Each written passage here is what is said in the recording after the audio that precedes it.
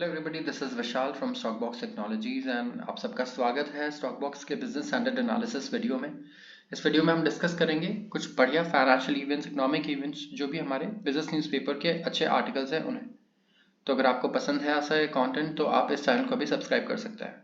शुरुआत करते हैं सबसे पहले आर्टिकल से। Houthi attacks on Russian oil tankers add to Indian refiners woes. अब काफ़ी लोगों के लिए कॉन्टेक्स्ट बिल्कुल नया हो सकता है, ठीक है, जो पहली बार वीडियो देख रहे हैं, लेकिन मैं बता दूं इस वक्त जितना भी हमारे ऑयल रूट्स हैं, ठीक है, जहाँ से हमारे ऑयल आता है समुद्र के थ्रू, यहाँ पे हौथी रेबल्स है जिन्हें बैक करता है ईरान, ठीक है। ईरान इन्हें बैक करता है और ये यहाँ पे काफ़ी ज़्यादा डिस्टर्बेंसेस क्रिएट कर रहा है इस सी रूट पे, ठीक है। इसकी वजह से काफ़ी नुकसान भी हो रहा है काफ़ी सारी इंडस्ट्रीज़ को, क्योंकि अब जो है इस रूट को अवॉइड करके हम इससे लंबे रूट से ऐसे अवॉइड करके जा रहे हैं, तो यहाँ पे हमारे 15 डेज एक्स्ट्रा ऐड हो जा रहे हैं, राइट। और रूट भी ज़्यादा लंबा है ये, तो यहाँ पे खर्चा भी ज़्यादा बढ़ रहा है। बट ऑफकोर्स हमारे ऑयल टैंकर्स यहाँ से आते हैं एंड यहाँ पे आप देखिए जो हमारे रशियन ऑयल टैंकर्स हैं, ठीक है, रशियन ऑयल टैंकर्स हैं, यहाँ पे इन पे भी इन्होंने अटैक शुरू कर दिया है, जिसकी वजह से इंडियन रिफाइनर्स थोड़े अब परेशान हैं। आते हैं इसे इन डेप्थ देखते हैं हम। The unexpected missile attack on second Indian bound ship carrying Russian crude just 3 weeks after first has complicated matters for domestic refiners.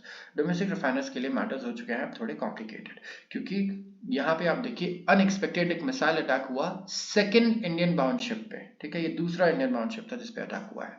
India now counts Vladimir Putin led nation as the biggest oil supplier. Russia इस वक्त India का biggest oil supplier है। एक वक्त पे Iran भी हुआ करता था जब सैंक्शंस नहीं थे ईरान पे। According to Paris-based market intelligence agency Kepler, and these attacks come on top of US sanctions since December, where vessels that bring crude to India are facing heightened scrutiny. अब यहाँ पे एक और दबाव है। ये तो देखिए हो ही रहा है अटैक्स इसके पहले, लेकिन यूएस भी सैंक्शंस कर चुका है उन वेसल्स पे जो इंडिया के पास क्रूड लेके आते हैं, रशियन क्रूड लेके आते हैं, क्योंकि आप जानते हैं कि रशियन क्रूड पे ओवरऑल सैंक्शंस लगे हुए हैं। बहुत ही कम कंट्रीज हैं पूरी दुनिया में जो रशिया से क्रूड ऑयल खरीद पा रही है, और इंडिया चाइना उनमें से है। Panama registered Pollux, which loaded crude at Sheshkaris oil terminal in Russian port, was scheduled to deliver the medium sour Urals। देखिए एक और नया वर्ड आपको मिलेगा, ये यूरल्स। रशिया से जब क्रूड इंपोर्ट करते हैं इसको हम क्या बोलते हैं, यूरल्स। तो ये भी ध्यान रखिएगा, दिस इज इंपॉर्टेंट, ठीक है। कहीं भी यूरल्स लिखा है तो आप समझ जाइएगा यहाँ पे क्रूड ऑयल की बात हो रही है जो रशिया से इंपोर्ट होता है, ठीक है। तो ये इंपॉर्टेंट है आपके लिए। जैसे यूएस में हम लोग बोलते हैं, यूएस कनाडा के ऑयल को क्या बोलते हैं, शेल, वैसे ही रशिया के ऑयल को हम लोग यूरल्स से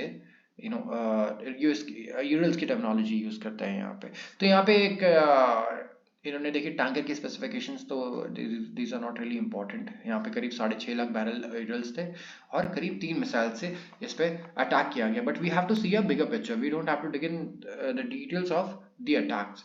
यहाँ पे हम देखते हैं कहा गया कि अगर अटैक्स कंटिन्यू करते रहे तो केप ऑफ गुड होप, ये भी मैं करीब तीसरी बार या चौथी बार आपको पढ़ के बता रहा हूँ पिछले कुछ दिनों में, केप ऑफ गुड होप से ये होकर आएंगे, जो कि एक लंबा रास्ता है, जो भी हम डिस्कस कर रहे थे ना कि एक लंबा रास्ता है ये, तो ये है केप ऑफ गुड होप, जहाँ पे हमें कॉस्ट ज़्यादा पड़ती है, टाइम भी ज़्यादा लगता है। यहाँ पे आप देखिए कि for all cargo types decision to take longer and safer routes has resulted in higher trade cost. अभी डिस्कस किया हमने, शिपिंग इंश्योरेंस भी महंगा हो गया है, तो ओवरऑल कॉस्ट हमारा काफ़ी बढ़ जा रहा है यहाँ पे।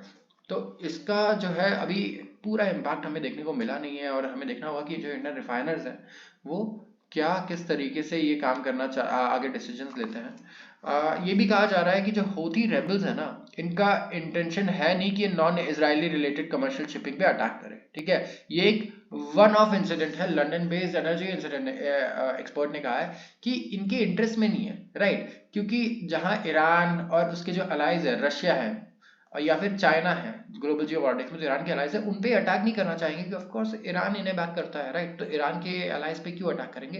तो ये एक वन ऑफ इंसिडेंट है, इसको ये मत लीजिए कि ये इन्हें ही टारगेट करते रहेंगे।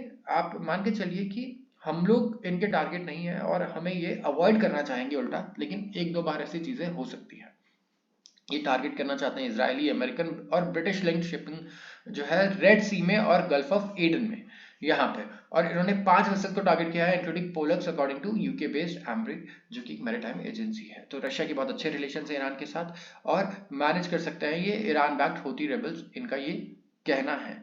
तो लेट्स सी किस तरीके से यहाँ पे ये चीज़ें मैनेज होती हैं, बिकॉज इंडिया ने ये डिसीजन क्रूड ऑयल इंपोर्ट करने का इस रूट से इसीलिए लिया था क्योंकि इंडिया भी यही मान के चल रहा था कि देखो हमें अटैक करके तो इन्हें कुछ नहीं मिलने वाला इंडिया को, और हम लोग इंपोर्ट भी क्या कर रहे हैं, रशियन ऑयल, जो कि ईरान का बहुत अच्छा एलाय है इस वक्त ग्लोबल जियोपॉलिटिक्स में। तो यहाँ पे आप देखिए इसीलिए हमें लगा था कि हम सेफ हैं, बट ऐसे जो वन ऑफ इंसिडेंट्स है ये होते रहेंगे क्योंकि वॉर है, जहाँ लड़ाई है वहाँ पे आप कुछ भी चीज़ें एकदम प्रेडिक्टेबली नहीं कर सकते, अनप्रेडिक्टेबल चीज़ें हमेशा होती रहती हैं और ये भी उसी तरीके से है। तो आते हैं अगले आर्टिकल पे। AI can be fast track for India's growth, Google India head. Google India के जो हेड है उनका कहना है कि AI फास्ट ट्रैक हो सकता है इंडिया के ग्रोथ का। संजय गुप्ता, कंट्री के हेड और वाइस प्रेसिडेंट गूगल इंडिया, उन्होंने कहा कि artificial intelligence can be fast track for the country's growth, break the barriers to information accessibility. Gupta conversation में थे हर्ष जैन के साथ, जो को फाउंडर है, CEO है ड्रीम 11 के और ड्रीम स्पोर्ट्स के, at Mumbai tech week on Sunday. और यहाँ पे एक टीम नाम की ऑर्गेनाइजेशन है, इन्होंने ये होस्ट किया था टेक एंटरप्रेन्योर्स की, एंड यहाँ पे इन्होंने सिमिलैरिटी दिखाई AI और फास्टैग के बीच में। फास्टैग आपको पता है इंडिया में हमने फास्टैग अडॉप्ट किया है यहाँ पे और काफी अच्छे इसके बाद हमें रिजल्ट्स देखने को मिले हैं। तो ये इंडिया का फास्टैग हो सकता है for its ability to zoom past arbitrary toll gates of challenges. तो जो चैलेंजेस के टोल गेट है ना हमारे, ठीक है, एक एनालॉजी दी इन्होंने, तो इसके लिए हमारे पास एक फास्टैग हो सकता है। तो उनका कहना है कि एक चीज के बारे में जिसके बारे में परेशान है कि लोगों को रीस्किल करना पड़ेगा। देखिए आपको नई चीजें सीखनी पड़ेंगी है क्या आने से, आप वही पुराने तरीके से काम नहीं कर सकते। तो चैलेंज क्या रहेगा कि अपने आप को आप रीस्किल करते रहें अगर आपको सरवाइव करना है और थ्राइव भी करना है इस मार्केट में, राइट। जैसे YouTube as a platform enable करता है इंडियंस को कि वो स्किल गेन करें या रीस्किल करें by leveraging power of video, which in some ways is language agnostic।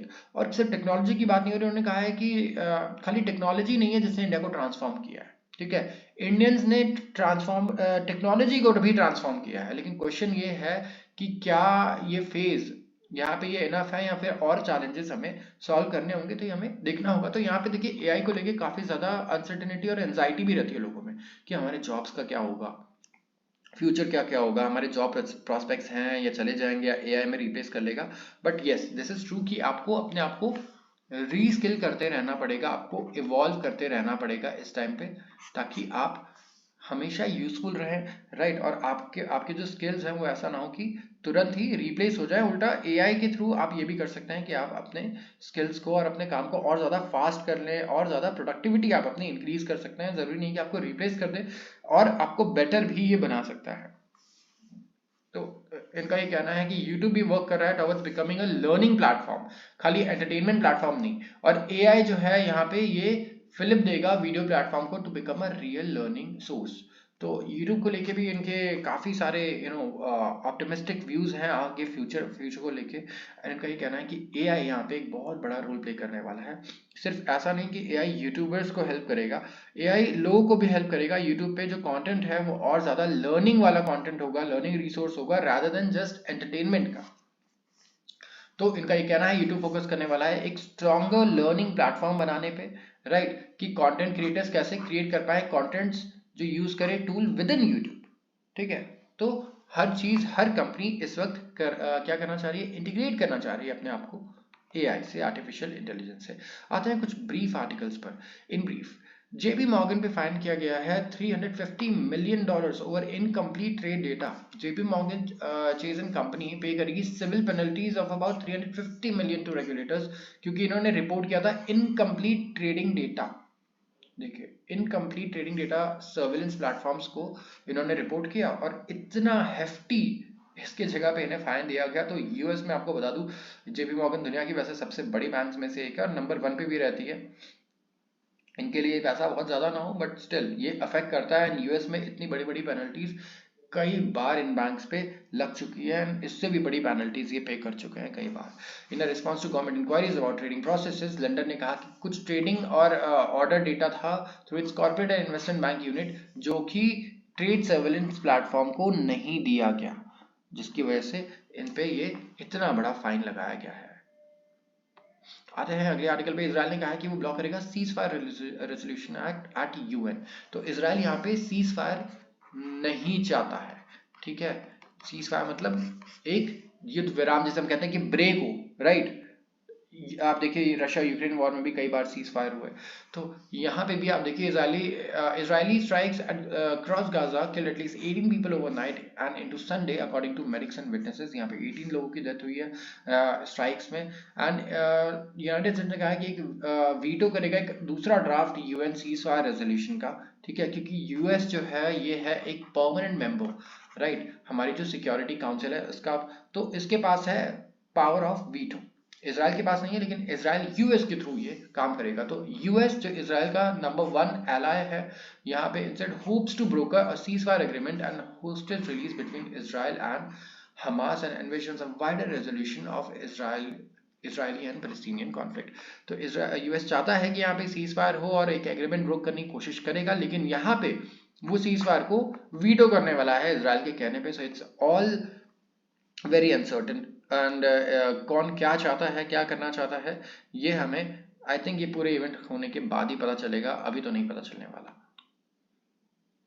Morgan Stanley accused of duping ECB with a token job. Senior banker जिसे dismiss किया गया था भाई मॉर्गन स्टैनली ने, उसने ये एलिगेशंस लगाए हैं कि फर्म ने उसका टाइटल ही ना बना दिया बस, ठीक है, ऐसे ही, ताकि यूरोपियन रिक्वायरमेंट्स जो है प्रोस ब्रेक्सिट रूल्स उसे फॉलो किए जाए। तो इन जॉब टाइटल का कोई मतलब नहीं था, लेकिन जॉब टाइटल को बना दिया गया बस मॉर्गन स्टैनली द्वारा। तो यहाँ पे फाइनेंशियल टाइम्स की रिपोर्ट आई है, बैंकर को टाइटल दिया गया था हेड ऑफ लोन ट्रेडिंग जब उन्होंने ज्वाइन किया मॉर्गन स्टैनली फ्रैंकफर्ट में, लेकिन उन्होंने टेस्टिफाई किया कि इन्हें ये टाइटल यूज करने से मना किया गया था कि ये टाइटल कहीं यूज ना किए, और टाइटल एक एफर्ट था बाय बैंक कि रेगुलेटर्स को कन्विंस करे कि मॉर्गन स्टैनली ने मूव किया है टॉप स्टाफ को to Frankfurt to comply with post Brexit rules. So post Brexit जब हुआ, ब्रेक्सिट आप सबको आई थिंक आई होप कि पता हो, जब ब्रिटेन भी पहले यूरोपियन यूनियन का मेंबर हुआ करता था यूके, एंड अब वो बाहर हो चुका है, तो इस प्रोसेस को इन्होंने ब्रेक्सिट बोला।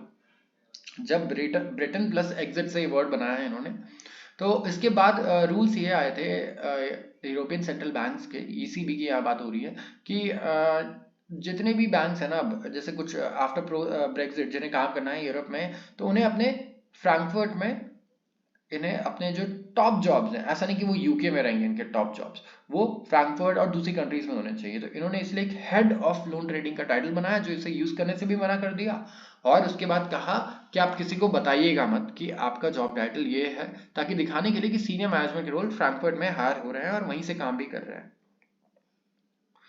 Russia takes full I think this is getting really old about Russia Ukraine war। अब इसका कोई असर हमारे पड़ नहीं रहा हमारे स्टॉक मार्केट पे, हमारी लाइफ पे। रशिया यूक्रेन वॉर का ये वॉर भी कंटिन्यू चली रही कई साल से।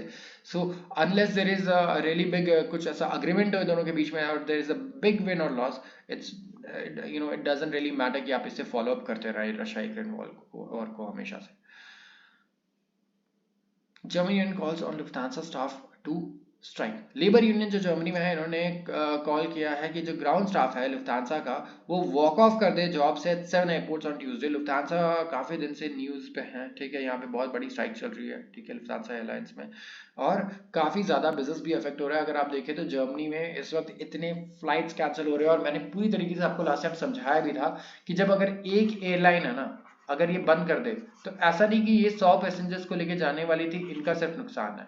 अब बाकी के जो लोग हैं जो टिकट बुक कर रहे हैं ना 200, इनके भी जो टिकट के प्राइसेस हैं वो अब बहुत ज्यादा बढ़ जाएंगे, ठीक है, वो बहुत ज्यादा बढ़ जाएंगे टिकट के प्राइसेस। और रीजन क्या है? क्योंकि सप्लाई यहाँ पे कम हो गई एक पूरे एयरलाइन की, ठीक है, सप्लाई ड्रॉप हो गई, और डिमांड ये जो 100 था वो भी यहाँ ऐड हो गया।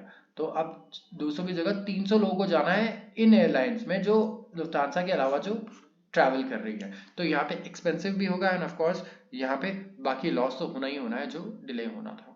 तो आज के लिए बस इतना ही। अगर आपको वीडियो पसंद आई हो तो जरूर इसे लाइक करें और चैनल को सब्सक्राइब करना बिल्कुल ना भूलें। धन्यवाद।